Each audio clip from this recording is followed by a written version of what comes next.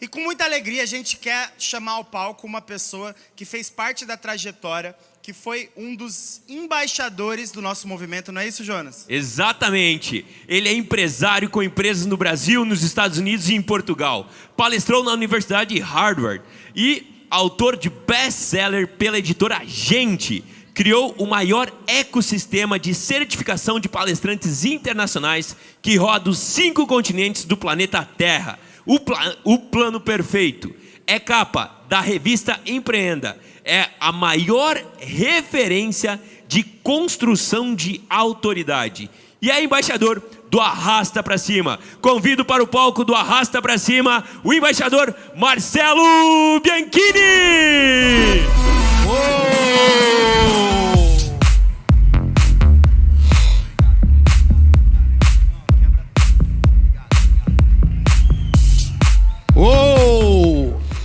Muito boa tarde, Arrasta Pra Cima! Uau! Bom, o que eu achei interessante começar falando aqui? No primeiro Arrasta Pra Cima, quem aqui participou do primeiro Arrasta Pra Cima, lá no Allianz Parque? Eu estava assim, igual vocês aí, assistindo dentro do meu carro e buzinando. E naquele dia, eu tomei uma decisão. Naquele dia, eu jurei para mim mesmo, e como diz a querida Elaine Orives, eu cocriei que no próximo evento do Arrasta Pra Cima, eu estaria no palco palestrando. E aí a próxima edição, que foi o ano passado, lá estava, no palco do Arrasta Pra Cima, palestrando, e tive a oportunidade de se tornar embaixador, e poder mergulhar nessa causa, e hoje poder estar aqui, mais uma vez, mandando a minha mensagem para o mundo. Então, se alguém de vocês que está aí agora, sentado, e tem um desejo de fazer parte disso e mandar a sua mensagem para o mundo, decida, cocrie, que no próximo ano você pode estar aqui conosco.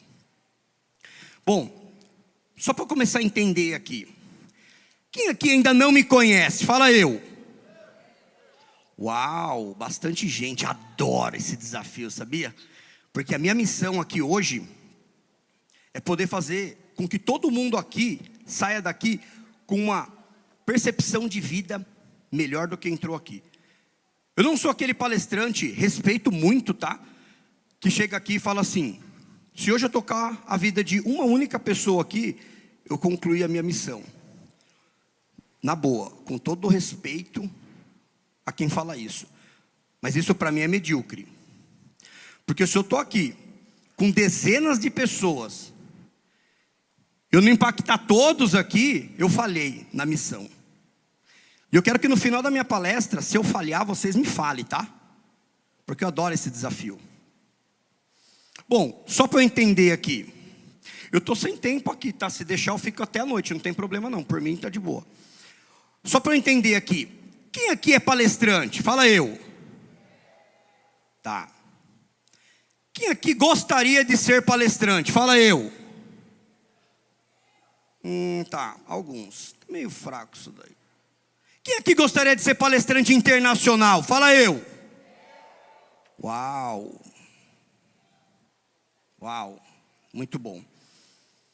Quem aqui acredita que se você tiver 10 vezes mais autoridade, você vai vender mais, atingir mais pessoas, conseguir viver do seu propósito e escalar o seu negócio? Fala eu.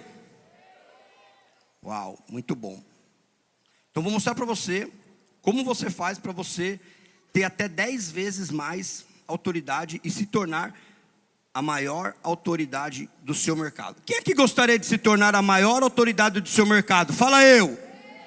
Uau, muita gente. Autoridade é uma decisão.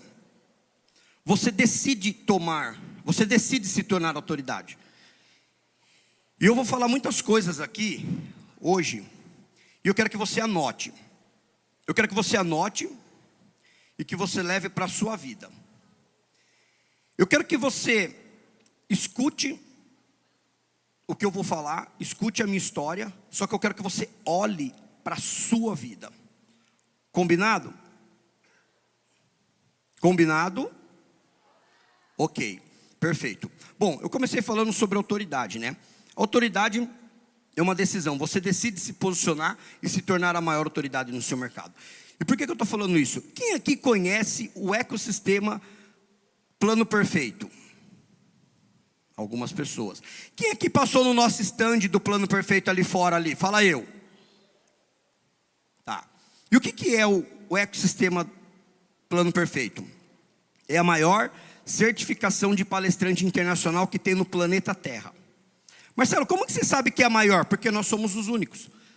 Não tem ninguém que faz o que nós fazemos. E o que é isso?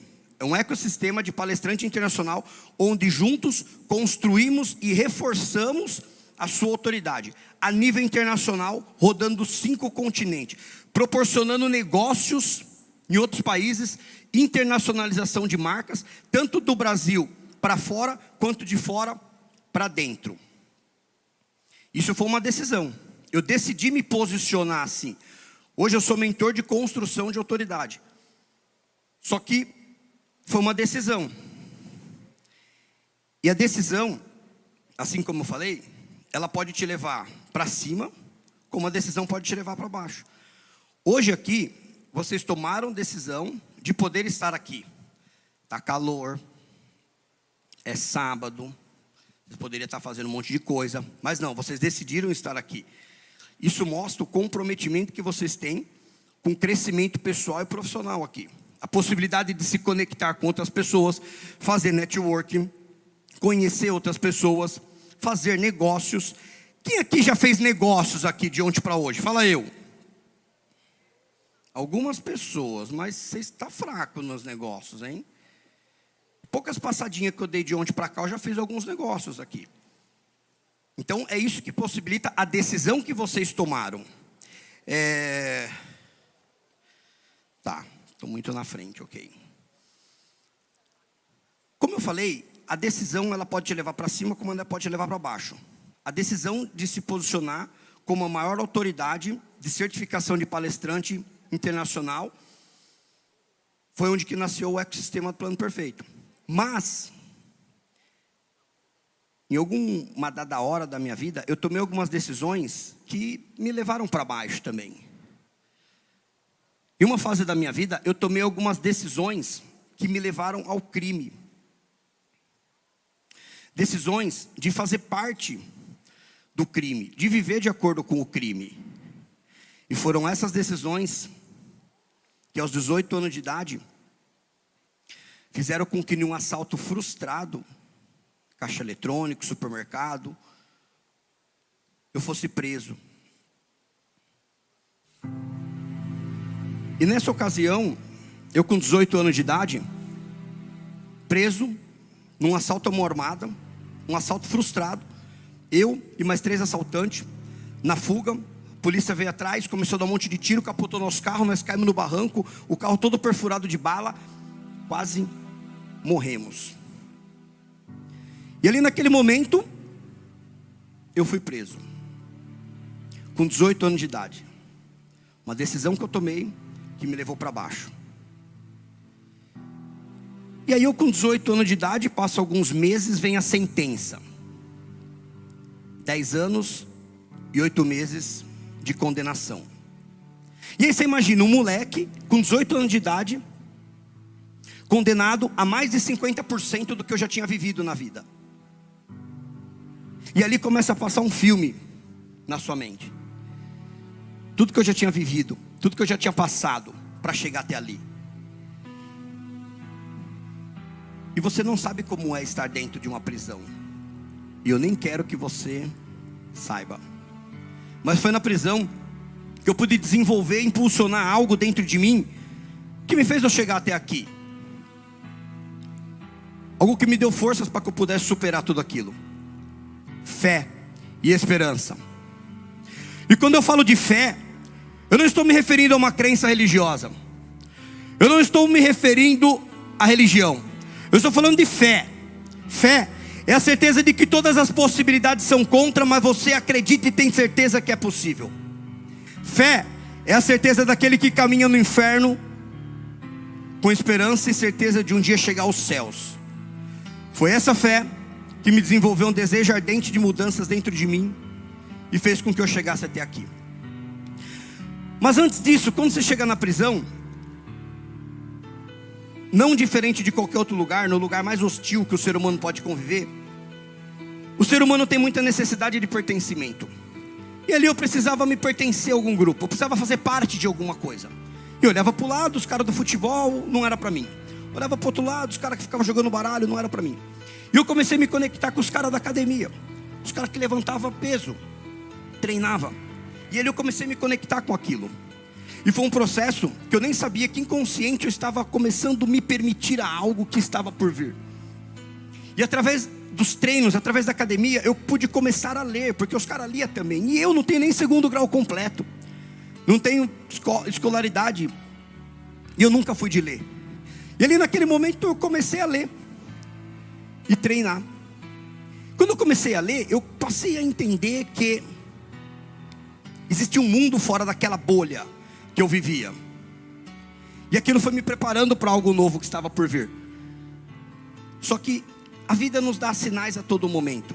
Só que quando você não está apto ao sinal que ela está te dando, vai passar diversos sinais na sua frente, várias oportunidades que não são para você e você não vai enxergar isso. E naquele momento eu comecei a me preparar, inconsciente, sem saber. Eu lia e eu criava um personagem de mim como eu queria ser um dia, quando eu saísse dali. E aquilo, eu fui desenhando e construindo o ser humano que eu iria ser um dia sem saber, de uma forma inconsciente. O tempo foi passando, eu li mais de 1000 livros, em 16 unidades prisionais que eu passei por 10 anos. Mas teve um momento, quando eu estava por volta de 7 para 8 anos preso, que eu passei por uma situação, na qual eu já havia passado dezenas de vezes, uma blitz do batalhão de choque. E o que é uma blitz do batalhão de choque? Em plena segunda-feira, às 4:30 da manhã, quando o preso está bem sensível, por ter passado por um final de semana de visita, bem triste. 4:30 da manhã, os policiais do batalhão de choque começam a invadir os pavilhões, o teto, joga um monte de detergente no chão e simultaneamente começa a soltar bomba dentro do presídio. 4:30 da manhã você acorda com 6, 7 policiais, todo encapuzado de preto, capuz, armas apontadas na sua cara, um monte de cachorro, rottweiler, pastor alemão, latino, babando. Quando eles abrem a cela, você passa por uma revista e sai pelado de cueca, passa por uma revista que eles te viram praticamente do avesso e sai para fora. O chão cheio de detergente. Nesse momento, quando eu saí para fora, um preso na minha frente, ele escorregou, eu tropecei em cima dele, saí catando cavaco, já bati no escudo do outro policial. Ele me empurrou, o policial de trás me deu 2 tiros de borracha nas costas. Eu saí meio atordoado, tomei mais umas cacetadas na costela, na cabeça. E quando que eu cheguei no final do pátio, que eu sentei, meu coração parecia que ia sair pela boca. Naquele momento eu achei que eu ia ter uma parada cardíaca. Eu sentei num estado emocional negativo tão forte, mas tão forte, que eu ficava tremendo, ferido emocionalmente, fisicamente e até na alma. Ali naquele momento, eu entendi que eu havia sido derrotado. Aquele sentimento de impotência da minha própria vida, eu havia chegado no fundo do poço. Eu não tinha controle da minha própria vida.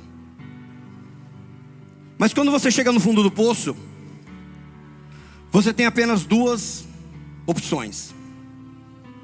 Ou você continua cavando aquilo que você cavou até ali, ou você decide parar de cavar. Aquele momento doeu na alma. E eu falei: que merda de vida que eu estou vivendo. Eu não mereço continuar tendo essa vida. E aí eu vou falar uma coisa agora para você. Eu quero que você anote isso e leve para a sua vida. Você só tem a vida que você tolera. Naquele momento, sentado no fundo do pátio, no fundo do poço, doeu na alma a vida que eu estava tolerando viver. É como a metáfora do cachorro no posto.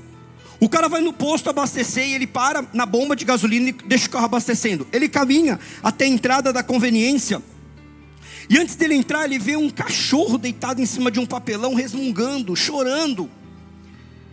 E ele, indignado com aquilo, ele para olhar o cachorro. E aí vem um outro frentista de frente com ele, ele fala: por que esse cachorro está chorando assim? E o frentista fala: porque ele está deitado em cima de um prego. O cara fala: como assim deitado em cima de um prego? Por que ele não sai de cima do prego? E o frentista fala para ele: porque o prego não está doendo tanto. E aí eu pergunto para você: em cima de quantos pregos você está sentado e aturando a vida que você está tendo? Naquele momento, sentado no fundo do pátio, no fundo do poço, o prego doeu. O prego doeu na minha alma. E ali eu decidi que eu nunca mais ia passar por aquilo, que eu não merecia viver da forma que eu estava vivendo. Esse é o poder da decisão que eu comecei a falar no começo da minha palestra. Ali eu tomei uma única decisão que mudou toda a história da minha vida, toda a história da vida dos meus filhos, da minha família e dos meus netos, que eu nem tinha. Agora eu já tenho, sou avô. Eu sei que agora eu acabei de te frustrar, porque quando eu entrei no palco, você achou que eu tinha no máximo 27 anos de idade. Eu sei, mas não, eu já sou avô. E ali eu decidi que a partir daquele momento eu seria uma pessoa de valor. E eu viveria de acordo com os meus valores, sendo fiel a eles. E que eu iria gerar valor na vida das pessoas. Porque é muito comum as pessoas quererem mudanças externas. Luxo, fama, 1 milhão de seguidores, construir uma empresa que fatura milhões, ter uma família igual ao comercial de Doriana. Mas elas esquecem que a verdadeira mudança está aqui dentro. Se você não muda aqui dentro, você não muda nada ao seu redor.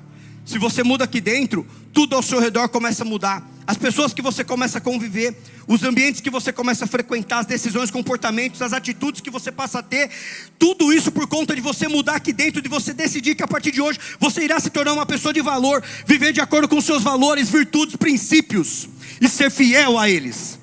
Naquele momento, independente do lugar que eu estava, independente da situação que eu estava, das pessoas tóxicas que estavam ao meu redor, naquele momento eu mudei aqui dentro. Eu decidi que eu iria ser uma pessoa de valor dali para frente. Quando você toma uma decisão dessa, nada nem ninguém pode impedir você de prosperar e de crescer na sua vida. Obrigado. Obrigado. Ali, eu estava preso fisicamente, era inevitável, mas a minha mente não, o meu coração, as minhas decisões, ninguém poderia me aprisionar. E aí eu pergunto para você: qual é o cárcere mental que você está permitindo a ficar preso? Aquilo que está te impedindo, que está te bloqueando, talvez seja a opinião dos outros, talvez seja a família achar que você não seguiu os princípios deles e se tornou médico, advogado, enfim, quis empreender. Eu não sei qual é o seu cárcere mental. Talvez você fique pensando que os outros vão te culpar, vão te julgar, e aí você se compara com o outro e não avança e não se permite para viver o seu extraordinário. Mas uma coisa eu falo para você com toda autoridade, porque a minha vida tinha tudo para dar errado, mas ela deu certo, porque eu decidi isso, e eu permiti que um Deus vivo agisse dentro de mim. Então se você tem alguma coisa hoje que está te limitando e te impedindo de você caminhar, apenas vai, coloca o pé e Deus põe o chão e vai. Obrigado. Alguns anos se passaram e exatamente no dia 21 de abril de 2014 eu conquistei a tão sonhada liberdade de sair de cabeça erguida, sem nem dever satisfação para a justiça. Ali eu era um homem novo, uma nova versão de mim, porque eu decidi isso. E quando eu saí, eu já sabia que eu seria uma pessoa de sucesso, porque eu decidi ser uma pessoa de valor. Para você chegar no sucesso, você tem que ser uma pessoa de valor. Eu sabia que eu seria um empresário, eu só não sabia em que área, porque eu li tantos livros de empreendedorismo, tantos livros de bibliografia, de várias pessoas que chegaram aonde eu desejava chegar. Eu entendi que para que eu pudesse chegar lá, eu precisava se tornar um empresário, eu precisava ter uma empresa, eu precisava ter equipe, eu precisava ter pessoas, porque sozinho eu não ia chegar. Só que eu estava todo com medo. Eu fui para a cadeia um moleque, com 18 anos, e saí quase com 30. Eu estava 10 anos luz atrás. A única coisa que eu tinha era uma casa que foi de herança dos meus pais. E eu vendi aquela casa, guardei uma grana.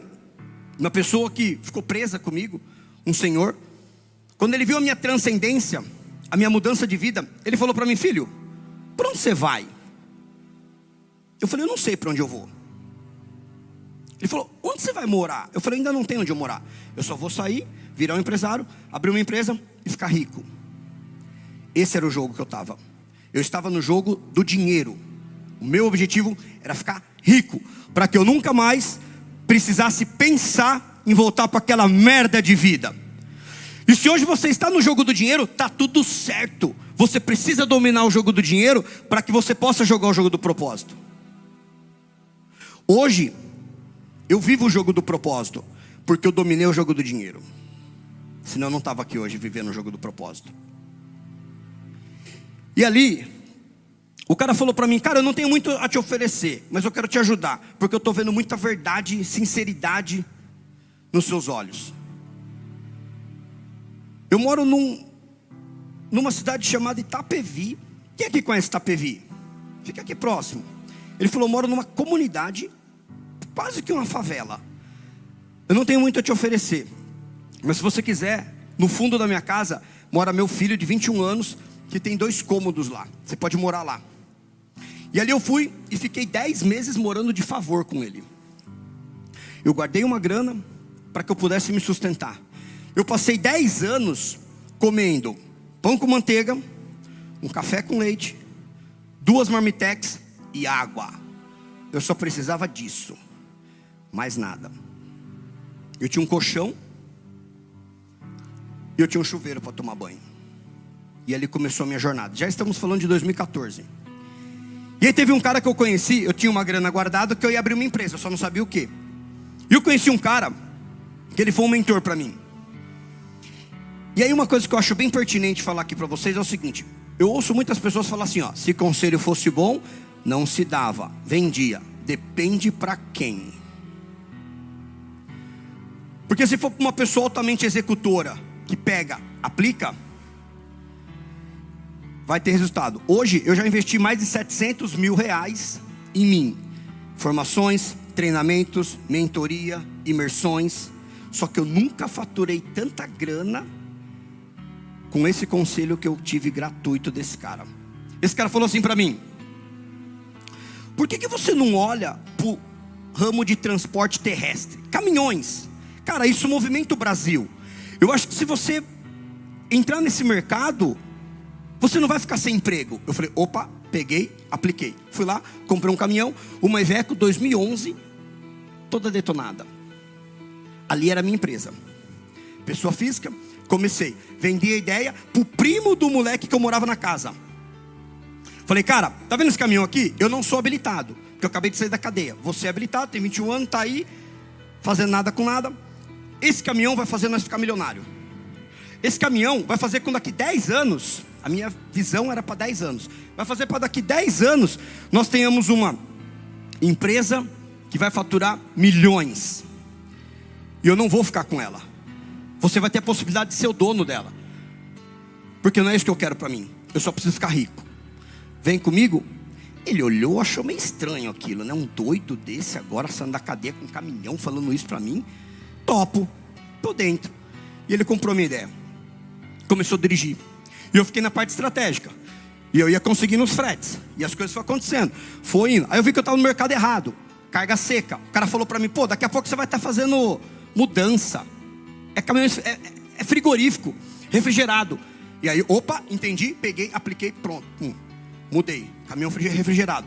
Começou 1 caminhão, 2, 3. Aí eu entendi que à noite, quando ele ficava parado, eu estava perdendo dinheiro.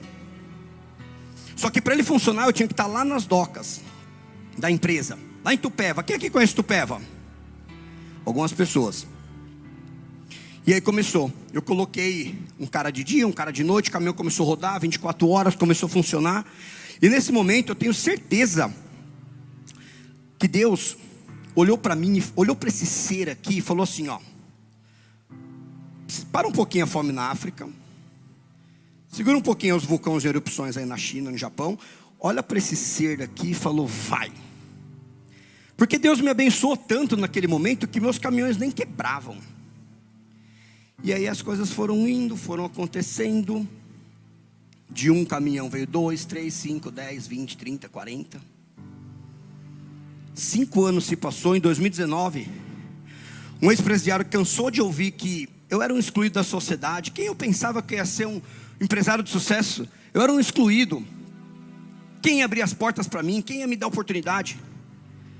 5 anos depois, um ex-presidiário que cansou de ouvir que era excluído da sociedade se tornou um empresário de sucesso com uma frota de mais de 50 caminhões, faturando alguns milhões no ano. Eu gerava emprego. Eu não precisei pedir emprego, eu gerava. Eu me tornei uma pessoa de valor, assim como eu decidi. Eu me tornei um super-herói para os meus filhos. Só que teve uma situação que aconteceu comigo lá no comecinho, quando eu tinha apenas um único caminhão. Uma pessoa. E essa pessoa acreditou em mim. Porque se não fosse ela, eu não ia ter conseguido. Porque foi muito difícil trabalhar 14, 16 horas todos os dias, de segunda a segunda, durante vários anos, para conseguir fazer aquela frota de caminhões, conseguir chegar onde chegou. E essa pessoa, toda vez que eu chegava em casa, ela olhava para mim e falava assim: eu acredito em você, eu confio em você, eu sei que você vai conseguir. Essa pessoa é minha esposa. E eu queria uma salva de palmas para essa maravilhosa, por favor. Muito obrigado.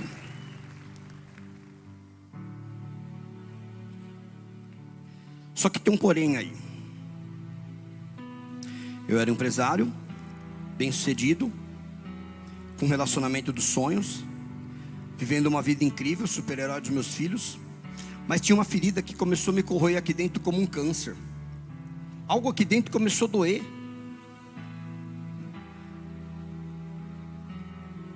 Eu omiti o meu passado. Eu tinha vergonha de ser rejeitado no meio do ciclo de empresários que eu convivia. Eu não contava que eu era um ex-presidiário. Eu não contava sobre o meu passado, sobre a minha história. Eu omiti essa parte. Isso foi gerando uma ferida aqui dentro que foi me corroendo como um câncer. E doía, doía. Eu olhava no espelho e eu via que faltava um pedaço de mim. E se em algum momento na sua vida, na sua história, você teve vergonha do seu passado, talvez vergonha dos seus pais, talvez vergonha do bairro que você nasceu, da escola que você estudou, da faculdade que você não fez, ou do carro velho que você tinha. Não tenha. Porque você só é essa pessoa incrível, maravilhosa, magnífica, extraordinária que você é hoje, graças ao seu passado. Então honre a sua história. Honre o seu passado. Foi ele que fez você chegar até aqui. E aquilo começou a corroer dentro de mim. E o ter já não fazia mais sentido. Eu precisava do ser. Porque a minha verdadeira essência estava sendo corroída, estava sendo acuada dentro de mim. Isso foi me prejudicando, isso foi me fazendo muito mal. Faltava um pedaço aqui dentro. E eu decidi, isso já em 2019, eu decidi que eu não queria mais a transportadora. Ela me deixou muito bem financeiramente falando, 3 vezes mais do que eu almejava. Mas ela não me dava tesão. Ela não fazia eu acordar todos os dias 5 horas da manhã e dar o meu melhor no meu trabalho. Ela me colocou na zona de conforto. E eu sou uma pessoa altamente executora. Eu não consigo viver assim. foi quando eu mergulhei em treinos, treinamentos, mentorias, imersões. Eu fui de encontro com a construção do meu propósito. Porque propósito, você constrói o seu propósito. Muitas pessoas se limitam, se vitimizam e falam que não prosperaram na vida porque ainda não encontraram o seu propósito. Só que você não vai encontrar alguma coisa que você não perdeu. Você não vai estar andando na rua, tropeçar, opa, achei meu propósito, está aqui. Você vai criar ele, você vai construir ele. A sua ocupação profissional que você vai fazer pro resto da sua vida. E se no meio dessa jornada você decidir fazer outra coisa, e decidir que esse não é mais seu propósito é esse, está tudo bem. Quem vai falar para você que você está errado? O importante é que você profissionalmente viva de acordo com aquilo que você ama, gerando valor na vida das pessoas. Propósito é servir, é você servir as pessoas através da sua ocupação profissional e poder ser bem retribuído financeiramente por isso. E aí foi em um programa de mentoria com um grande mentor meu, que ele falou uma coisa para mim, que foi um soco no estômago. Por muitos anos na vida, eu me vitimizei. Por muitos anos na vida, eu ficava colocando a culpa da minha vida em Deus, no meu pai, no desemprego, na pobreza. Eu roubava, assaltava, traficava, e eu falava que a culpa não era minha, a culpa era do meu pai, porque o crime estava na minha veia. Não tem nada na sua veia, tem nada no seu sangue.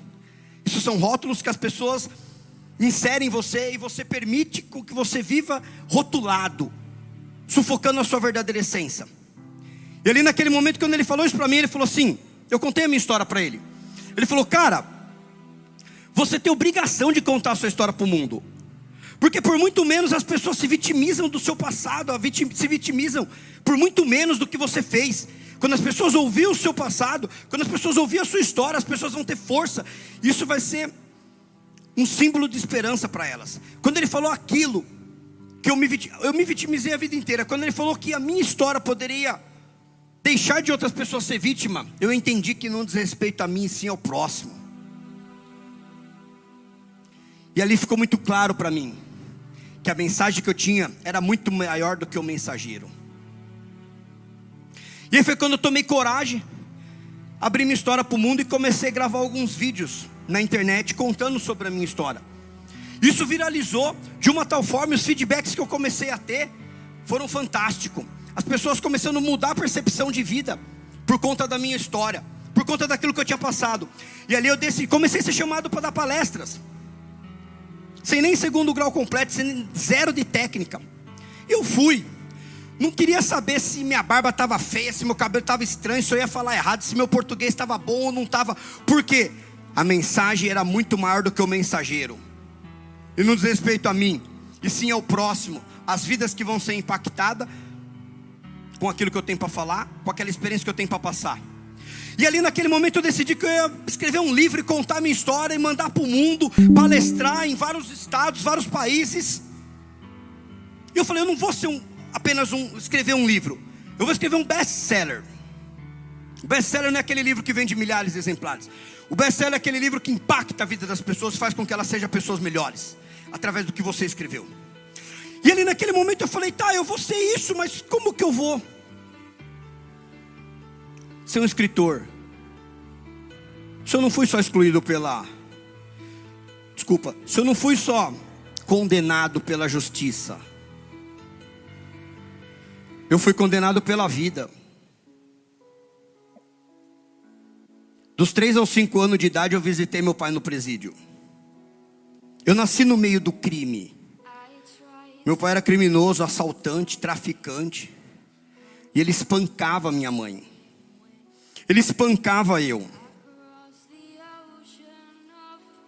A minha mãe foi obrigada a conviver com uma amante dentro de casa, que ele espancava ela também. Diversas negociações de droga, arquitetando assalto dentro de casa, e eu ali presente, assistindo tudo. E minha mãe tinha que ficar do lado apanhando. Vários criminosos dentro de casa, eu cresci assim. Eu abria a geladeira, tinha um monte de droga. Eu ia procurar meus brinquedos embaixo da cama, tinha um monte de arma. E exatamente no dia 18 de junho de 1992, para ser mais exato, às 6 horas da manhã, meu pai chegou em casa, eu com 7 anos de idade. Meu pai chegou em casa, chutou a porta, virou a cama, pegou minha mãe pelos cabelos e saiu puxando pelo corredor. Eu desesperado vim atrás dele, ele já me deu um chute, eu já caí atordoado, ele começou a me bater. Eu corri atrás dele, ele trouxe minha mãe pelo cabelo até a sala. Nessa confusão toda na sala, quando ela levantou, ele pegou ela pelo cabelo, ele esmurrou a cara da minha mãe. E ela caiu no sofá, atordoada. Meu pai andava armado, todo momento. Tiro dentro de casa, o vizinho ouvia e falava: tá normal, é o vizinho brigando com a esposa. Naquele momento que ela caiu no sofá, toda esmurrada, eu do lado dele aqui com 7 anos de idade, eu me lembro do pijaminha que eu estava usando e do chinelinho havaiana. Meu pai tirou a arma e deu um tiro na cabeça da minha mãe. Ela caiu morta no sofá. Eu ali do lado dela, vendo minha mãe assassinada no sofá, com 7 anos de idade, eu fiquei mole, todo fraco. Eu não sabia se eu corria, eu não sabia se eu gritava, se eu chorava. Eu fiquei sem chão e sem mundo. Meu pai parou, viu que fez merda, olhou para mim, eu vi a morte na minha frente. Eu tentei me afastar, meu pai era alto, grande, forte. Ele esticou o braço e me pegou no colo. Eu assustado, desesperado, eu não conseguia falar. Eu coloquei a mão no peito dele e afastei um pouco a cabeça. Eu tinha certeza que eu ia morrer. Eu só estava esperando o tiro na minha cabeça. Ele parou, olhou nos meus olhos como eu estou olhando assim para você, não disse uma palavra. Colocou a arma embaixo do queixo e apertou o gatilho. Naquele momento nós caímos no chão. Aquele zunido na minha orelha, eu não sabia o que tinha acontecido. Eu fui me mexendo devagarzinho, abrindo os olhos. Passei a mão no rosto, meu rosto todo ensanguentado. Eu tirei meu pai de cima de mim, me afastei para que eu pudesse levantar. Eu parado na entrada do corredor, vendo minha mãe no sofá, assassinada, e meu pai morto. Aquela poça de sangue, eu saí por cima do sangue pisando. Caminhei o corredor, fui lá fora. Eu não tinha voz para gritar. Comecei a fazer barulho. A amante, que estava no porão, já com um tiro no pé que ele tinha dado na semana passada, veio, desesperada, veio todo ensanguentado, viu que eu estava bem. Eu virei para ela e falei: meu pai matou minha mãe e se matou. Ali ela correu, foi lá ver o que tinha acontecido, me levou para o banheiro, me deu banho e deixou ali. Eu fui acolhido pelos meus avós maternos. Foi ali que eu conheci o que era respeito, dignidade, o que era ser uma criança de verdade. A minha avó me deu todo o amor do mundo. E foi esse amor, quando se encontrou com o amor de Deus dentro da prisão, naquele pátio sentado, que me tirou das trevas e trouxe para a luz. Obrigado. Hoje eu lidero um movimento sem vítimas, antivitimismo. Eu quero um mundo sem vítimas, com pessoas que sejam protagonistas da sua história, protagonista da sua vida, que tem o comando dela, que construam autoridade para poder gerar valor na vida das pessoas e construir um mundo melhor. Pessoas que buscam crescimento pessoal e profissional em um ecossistema chamado Plano Perfeito Mundial, onde rodamos os 5 continentes do planeta Terra, para que juntos possamos transformar um mundo de protagonistas sem vítimas.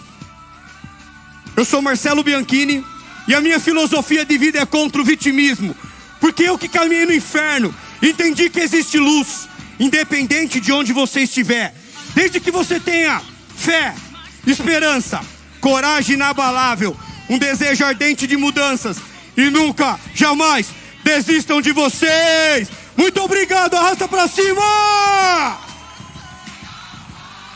Valeu! Gente, que história emocionante. Tamo junto demais. Cara, esse cara, Obrigado. eu sou fã dele. Ele foi no Arrasta Talks. Pra vocês que não sabem, o Arrasta Pra Cima, ele tem um canal do YouTube que chama Arrasta Talks. Geralmente a gente faz um papo de 40 minutos a 1 hora. Eu não consegui. Eu fiquei 1h30 com esse cara aqui e fiquei constrangido, emocionado. E eu olho pra minha história, às vezes a gente fica reclamando por tão pouco. A gente reclama dos nossos pais, a gente reclama de onde a gente nasceu. A gente só sabe reclamar. E eu quero fazer um convite. Eu senti muito forte no meu coração agora Você que tem algum problema com seu pai, com a sua mãe, pega seu celular agora. Você que tem algum problema, você que reclama dos seus pais, de onde você nasceu, manda uma mensagem para ele, fala, olha, eu estou num evento aqui agora, e eu tive uma mensagem de um cara fantástico, e eu lembrei de você, desculpa, peça perdão, seus pais sempre vão ser seus pais, eles sempre vão ser maiores, né? Não importa os erros que eles cometeram, não importa as coisas, é só deles te darem a vida, isso você já tem que ser grato. Não importa tanto de erro que eles cometem, eles podem cometer o que for. Então, se você tem algum problema com seu pai, se você tem algum problema com sua mãe, pegue seu celular agora, mande essa mensagem, reconheça a grandeza deles, porque a grandeza tua, ela só vai vir se você reconhecer a grandeza de quem veio antes. E não importa os erros dessa pessoa, não importa o que ela cometeu. O que importa é que você só está vivo porque a sua mãe te carregou por 9 meses e porque o seu pai gerou você junto com ela, não é mesmo? Isso aí, honre o seu passado, honre os seus pais. Você é a extensão dos seus pais. Independente do que aconteceu entre vocês, independente do que aconteceu com ele. O perdão não quer dizer que você aceitou aquilo que foi feito. Eu perdoei o meu pai, depois disso eu me libertei. Não quer dizer que eu aceitei o que ele fez com a minha mãe, o que ele fez comigo, o que ele fez com ele. Quer dizer que simplesmente eu estava me livrando daquele peso que eu carreguei por muitos anos se vitimizando. Então honre o seu passado, honre os seus pais. Maravilha. Marcelão, e você foi um dos caras que foi embaixador ano passado. Nós tivemos 4 embaixadores ano passado e você foi um dos 4. Qual que foi a sensação? O que te levou a doar 130 mil reais para o Arrasta? Boa. Bom, como eu falei no início aqui da palestra, o primeiro Arrasta eu estava dentro do carro com a minha esposa assistindo. E ali eu desejei que no ano seguinte eu estaria no palco. Quando eu cheguei no palco, que eu fui na minha palestra, foi no 3º dia, no domingo, eu senti uma coisa muito forte dentro de mim. Eu fiquei os 3 dias lá assistindo, vendo todas as palestras, vendo todas as ações que o Jonas e o Diego criaram, algo fantástico, algo tão incrível. E ali naquele momento eu pensei, cara, por muitos anos na minha vida, eu fui sustentado pelo governo. O governo me sustentava preso, com 2 marmitex, um pão com manteiga e um café com leite, como eu falei aqui. E eu tendo hoje, graças a Deus, ao meu trabalho, ao meu esforço, à minha esposa, e eu tendo essa condição de poder agregar valor na vida, gerar valor na vida de pessoas que eu nem conheço. Isso é o verdadeiro amor. Você olhar para o próximo, amar ao próximo como a ti mesmo. Foi isso que há 2000 anos, aquele dia eu falei 2 milhões, né? Há 2000 anos atrás, Jesus Cristo nos ensinou. É o amor, é a solidariedade. E ali naquele momento eu tentei trazer alguns empresários para me ajudar, doar uma casa, uma escola, alguma coisa. E ninguém veio.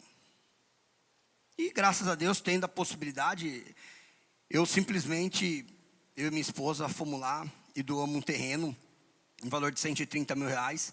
Que, cara, depois disso, depois daquela doação, a minha vida ela prosperou de tantas formas, de tantos meios que aconteceu depois daquilo. Me tornei embaixador do Arrasta, o acesso que o Arrasta me proporcionou, a conexão, o network e a prosperidade de eu poder doar para alguém que eu nem conheço. Veio 10 vezes mais. Cara, é incrível você falar sobre isso. A Elaine Orives, no evento privado que a gente teve esse ano de lançamento do Arrasta, ela falou que tem níveis e frequências. Uma coisa é você ajudar o seu familiar, a pessoa que você ama, a pessoa que você gosta. Outra coisa é você ajudar um mendigo que você vê, tem contato visual com ele, ele passa na rua. Outra coisa é você ajudar seu vizinho. Agora, a frequência de você ajudar quem você nem conhece e a frequência de você doar 100 mil reais, e nós temos embaixadores aqui na frente que fizeram esse aporte também. A frequência de você doar 100 mil reais e não olhar para o lado e nem saber para onde foi, é outro tipo de frequência. E essa frequência volta e que você prospere muito mais, que os contatos do Arrasta te deem muito mais do que você imagina, você sonha. Você é um cara vitorioso, eu te admiro e é uma alegria ter um embaixador e andando lado a lado com o Arrasta como você, meu irmão. Saiba que é recíproco, tá? É uma honra para mim poder fazer parte desse ecossistema, desse movimento, dessa causa e poder carregar o nome do Arrasta por onde que eu passo, agora mundial aí nos 5 continentes. E tem o livro, né? Pode falar do livro? Claro, bora. Tá. Lembra a hora que eu falei do meu livro aqui? Quem lembra? que eu falei que eu senti um desejo de escrever um livro, e não só um livro, se tornar um best-seller. Quem lembra? E ele se tornou um best-seller publicado pela maior editora de best-seller do Brasil, Editora Gente. Quem conhece a Editora Gente? Hoje, Coragem Inabalável é best-seller e ele ficou 3 vezes como os mais vendidos do Brasil. Primeira semana no pré-lançamento em 18º, segunda semana em 5º, terceira semana em 13º. Vamos bater palma pra esse cara. Obrigado, obrigado. E eu tenho alguns livros aí. Deve ter uns 50 livros, tá ali no nosso stand ali. E 20% de toda a venda dos livros vai ser doado para o Arrasta. Então, se você quiser, daqui a pouco eu vou estar lá no stand. Se você quiser adquirir um livro, só tem 50, tá? Então, se você quiser adquirir, é rápido. Você comprando... Marcelo, onde tem esse livro? Em todas as livrarias do Brasil, Amazon, todos os sites. Mas aqui, comprando aqui, você vai levar ele autografado e ainda vai contribuir com 20% da venda do livro para a causa do Arrasta. Show de bola, show de bola. Quando ele falou desse livro e a gente fez a parceria com ele de montar um stand, ele entrou como patrocinador do evento, a gente falou, não, aqui vai ser vendido os livros do patrocinador, a Yes Books, né, que é a nossa editora, porém, a gente conversou com a Yes Books e eles liberaram a gente vender dos embaixadores. Então, vai ter esses 50 livros lá, muito especiais, corram e aproveitem. Beleza? Obrigado, Valeu, Diego. meu irmão, obrigado. Tamo Uma junto, salva mais de um palmas, ano. Marcelo Bianchini. Valeu, galera. Muito obrigado.